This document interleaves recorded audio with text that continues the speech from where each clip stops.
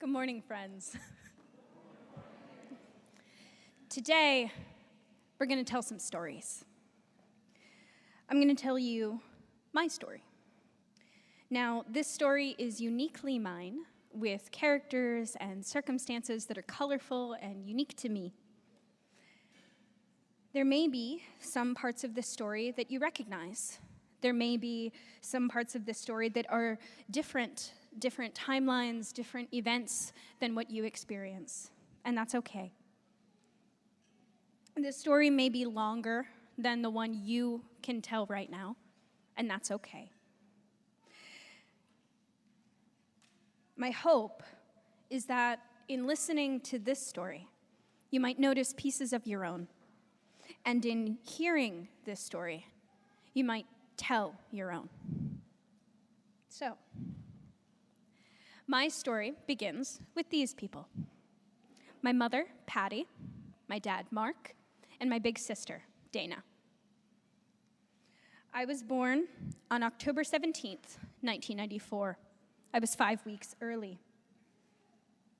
And obviously I don't remember this, but I've been told that the delivery room went from silent to a spur of organized chaos.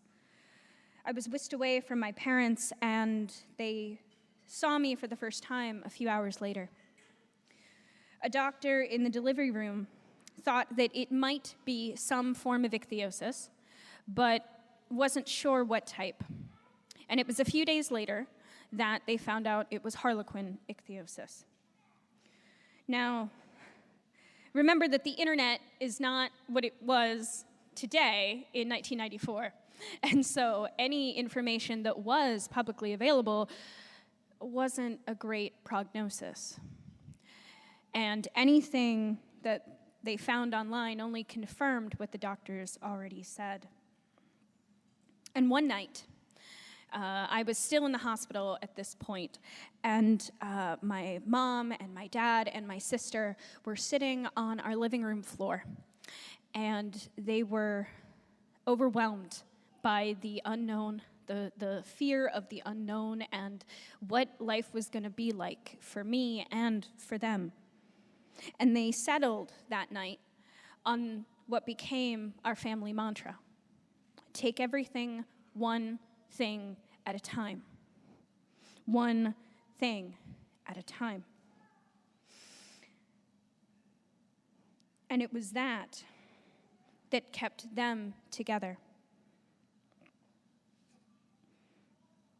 Together they learned how to best meet my needs as well as their own.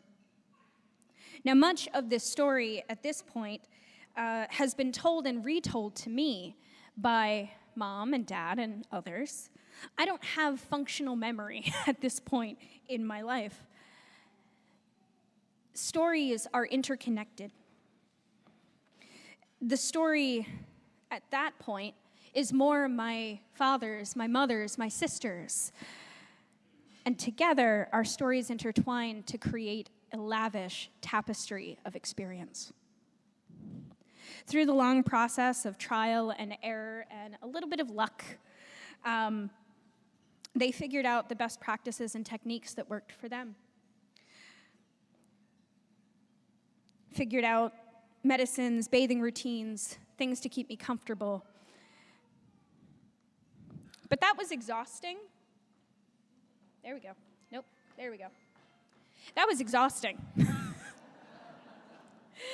And they couldn't do all the work on their own.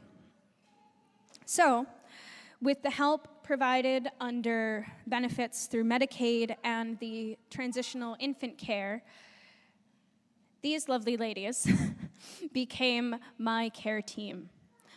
In that picture is my mother and my nursing staff. These people kept a running tally of everything and anything. Every ounce I ate, everything I output, every doctor's appointment, every blood test, everything, so that they could communicate and figure things out. These women were a key cornerstone in my life for a number of years.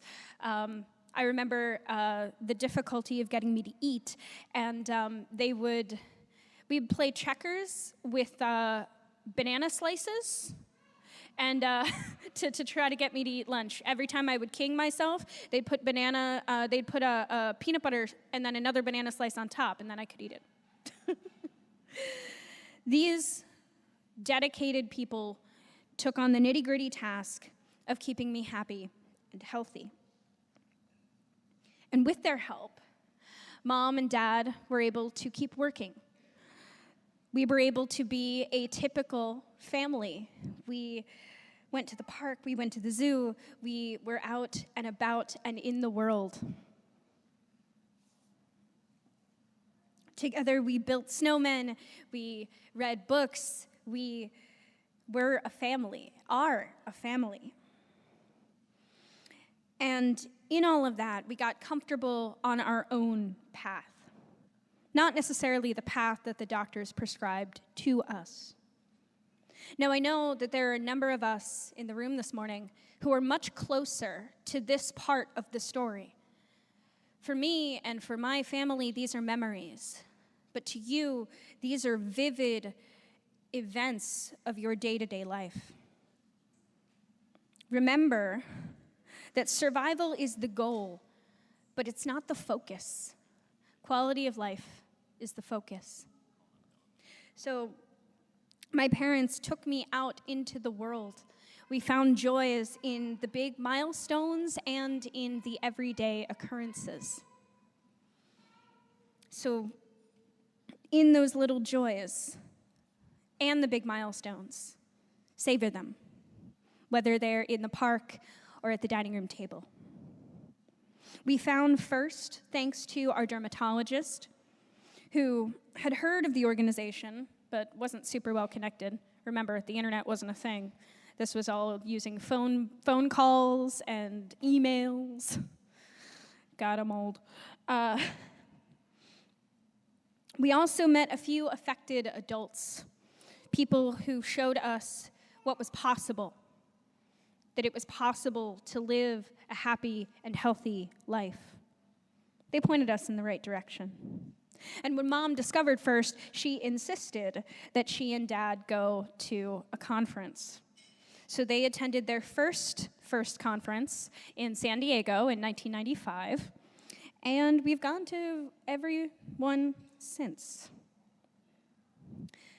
So I went to public school, and I shared a classroom with all of my peers, my neighbors, my friends. Mom was a sound and regular presence with school meetings. Oftentimes, we heard yesterday about the challenges of adapting to school life and other things. We had some challenges with the public school system. They resisted providing air conditioning. They resisted when I ran into unkind and unwelcoming peers. And every single time, Mom spoke up for me. She educated every administrator, every teacher, and every student that she came across. I remember when we would go into classrooms just to make sure that if anyone passing me in the hallway, that they knew me, that if they stared, they knew what they were looking at. And she taught me well. She helped me to understand that the information is important, right? You want to explain what's going on, but that's not really what it's about. The part of those presentations that I remember most is the fact that the emphasis wasn't the skin condition. The emphasis was, I'm a kid just like you, and I want to be your friend. So let's get to know each other.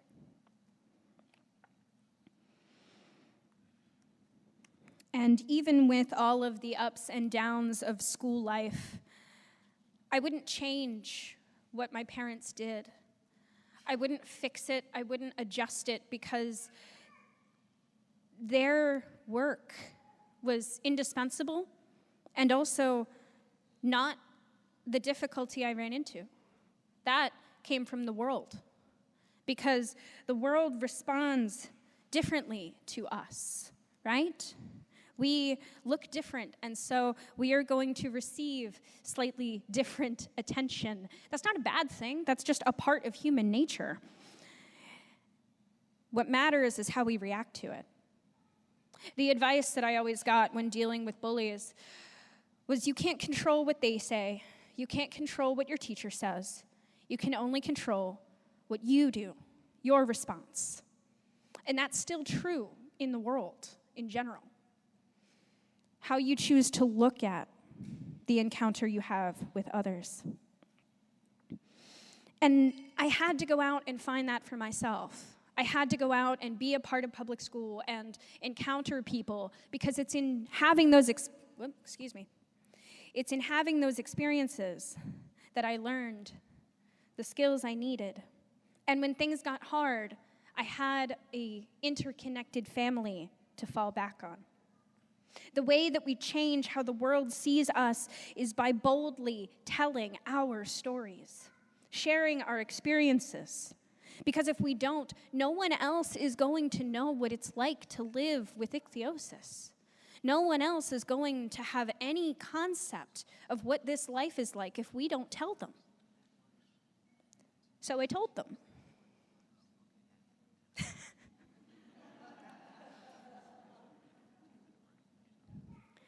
I had the creativity and support of my natural-born family, my mom, my dad, my sister, my cousins, and I had my ichthyosis family.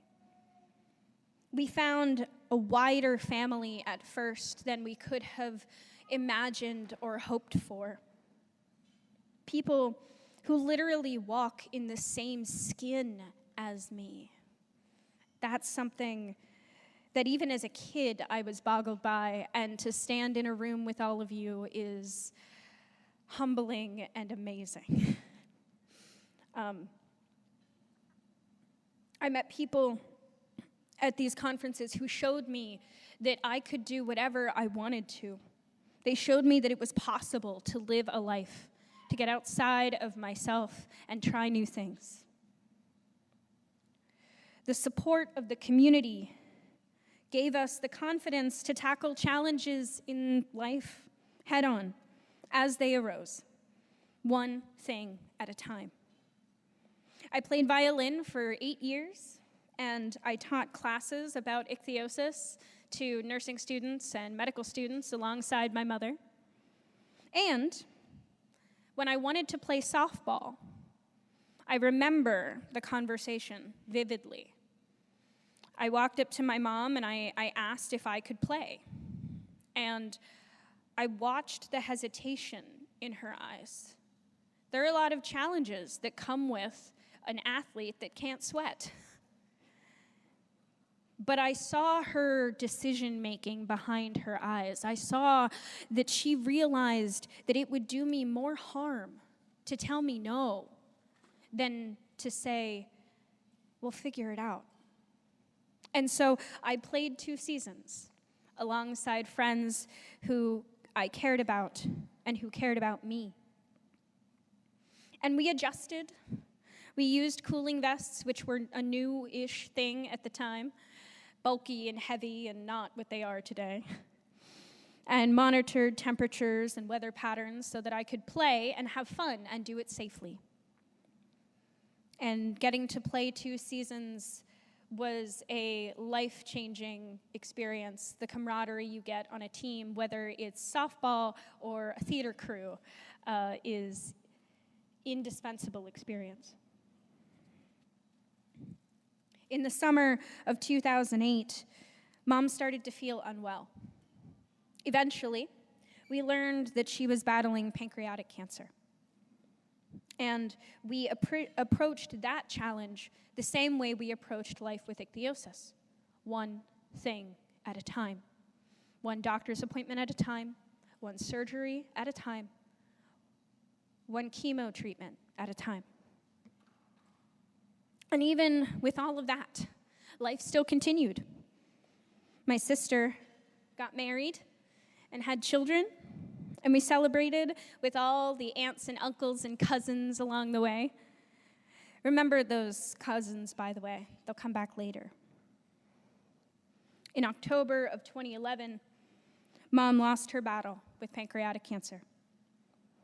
She was an Ichthyosis ambassador, a present help and resource for anyone who needed her. She was the first voice that a number of people encountered when they came looking for help to navigate the waters of life with ichthyosis. She was my advocate and my friend, and after her death, I had to quickly figure out how to advocate for myself. It's her example that we kept using and that keeps us going. Dad, Dana, and I got through by supporting each other. We used a phrase, a refrain, if you will, that we learned from a local grief support place called the Highmark Caring Place. That phrase that is still our refrain: I am here for you. You are here for me. We are here for each other. And while the journey of grief is long and windy, at least we get to make it together. I graduated from Pittsburgh's Creative and Performing Arts High School in 2013, and I was kind of unsure of what was going to come next. I didn't think I could attend college in the way a typical person would. They don't tend to have bathtubs in dorm rooms. But I found a home at Westminster College in New Wilmington, Pennsylvania. It's about an hour and a half outside of Pittsburgh.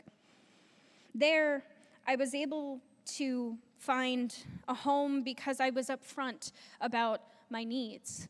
I quickly made friends with the disability resource person. Her name's Faith Craig. She's amazing. And she was able to help me get the adaptations I needed so that I could both live on campus and study alongside my peers. In going to school, in getting outside the house, I was able to encounter people and experiences that I never would have had otherwise. And it was around this time that I got to know Bailey and Tracy Pretek. They invited me to perform with them in one of their concerts in middle of nowhere. And the rest is history. We started the Release the Butterfly tour a few months later. And that experience, getting to work alongside colleagues and friends affected, also showed me what was possible.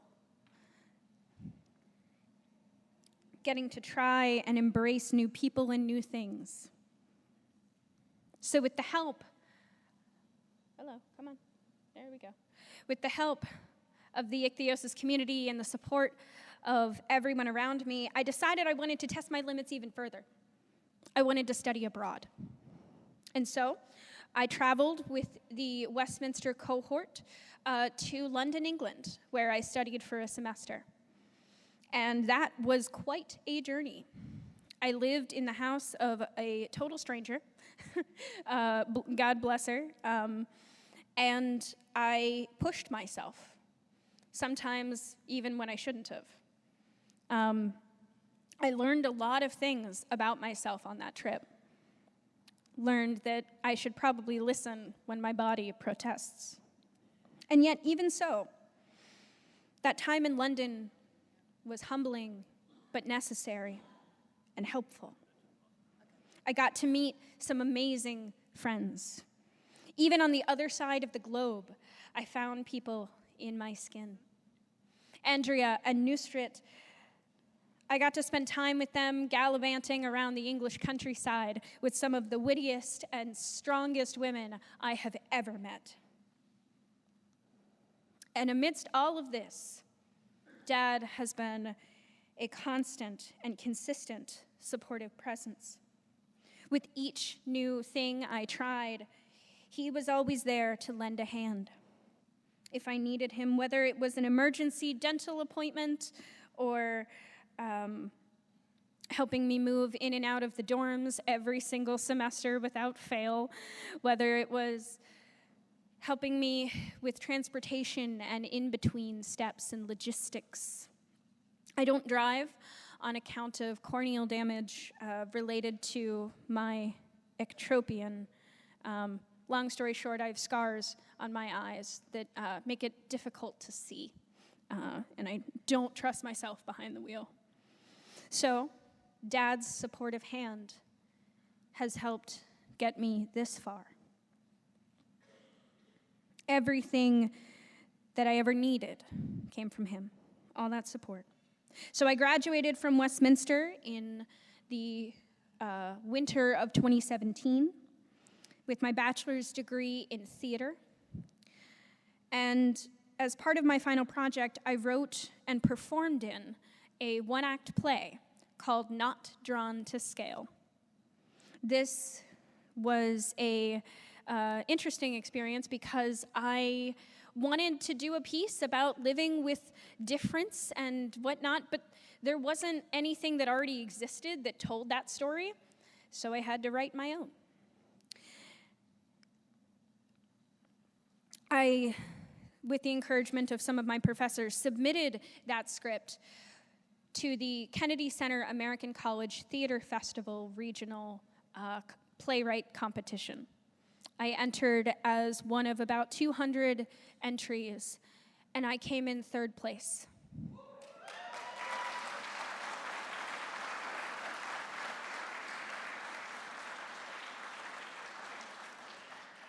Thank you. The experience of that helped remind me that people who haven't encountered ichthyosis don't have a frame of reference for what life is like for us. There wasn't literature that already existed. I had to make it. I had to tell my story. And it's those stories, the big and the small, the nitty, the gritty, the good, the bad, and the ugly, that bind us all together. As I was growing up, there were very few people at these conferences with my particular type. Usually, there was only myself and maybe one other person with Harlequins present. There's only one conference that Dad and I ever missed, and it was Denver 2012, after my mother passed. Color us surprised when we get to Indianapolis 2014 to find that there are 6 of us. When did that happen? To see the visual of all the work you've done, right? Being one of the oldest, that means that any research kind of has to come from me. And so being able to see that paving the way, trying to make it just a little bit easier for anyone who comes after, seeing that payoff is an amazing thing. And there's something truly special about standing in the same room and being in the same space as someone who walks in the same skin as you. There's an experience there. And my ichthyosis family soon became my blood family too. Remember my cousins? Well, my cousin Emily's son Miles was born with Harlequin ichthyosis in June of 2019, and his brother Holden followed soon after. Theirs is also a story worth hearing, but it's not mine to tell. After I finished undergrad, I was kind of left adrift. I didn't really know what I was going to do because I loved theater. I'm a performer. Gee whiz. And theater wasn't going to agree with me very well in the way that I wanted it to. And after a lot of reflection and questions and moaning, I decided to answer the call that had been sitting on my life for a long time. I enrolled in Pittsburgh Theological Seminary and just this last May finished my Master's of Divinity degree.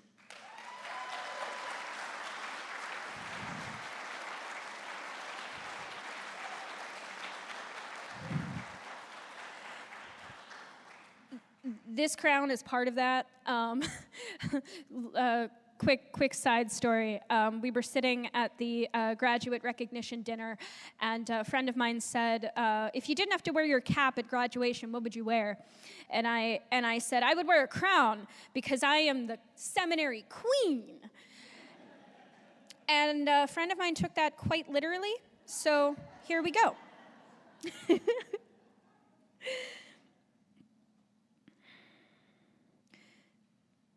One of the really beautiful things about working in ministry is being able to hear other people's stories, being able to hold them. I spent some time as a chaplain and in my internship, and I got to really embrace listening and holding other people's stories, because there's a sacredness of collective wisdom and experience that if we don't share, gets lost along the way. I share all of this with you because our stories matter. Mine isn't particularly unique. It's just mine. Just because I'm up here doesn't mean that mine is any more special than yours. It's our story. My story, the Ichthyosis story, it does not belong to me or any one individual. It is our collective story, that tapestry. And so we get to build it together. The whole Ichthyosis story is ours. The world doesn't have that story on its own, and it will only come into the world if we share it.